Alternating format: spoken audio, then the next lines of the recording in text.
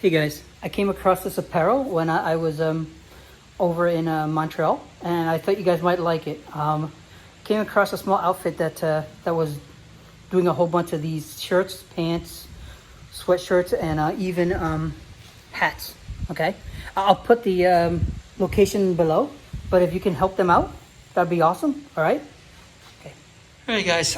Earlier on, I had a problem where I couldn't control the power to the trunk. I had to use the keys to open it up, and then I've also noticed that the power went out on my rear view, my third brake light. Okay, I since replaced that, and then I also found out that there's something wrong with the wiring.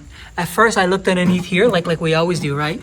But then eventually, I actually traced it back here, and what happened was so. This is all metal, this is all metal, and for the winter, most of the wires are pretty protected. However, for this area, I mean, it's just rubber, so after a while of cold and heat, the wires here tend to break. As you can see, they're not the greatest. So what I've done was I grabbed a whole bunch of wires, right? Granted, had I had different colors to match, that would be awesome, but for this scenario, at least I did some in red and some in black. Okay, so I traced it both sides. I did it individually. That way I can tell which wire began and which wire ends. And because of that, my power work, I still need to figure out, I think there's a problem with my third brake light. But what I was getting at is at least I got power back to the car, to the trunk, okay?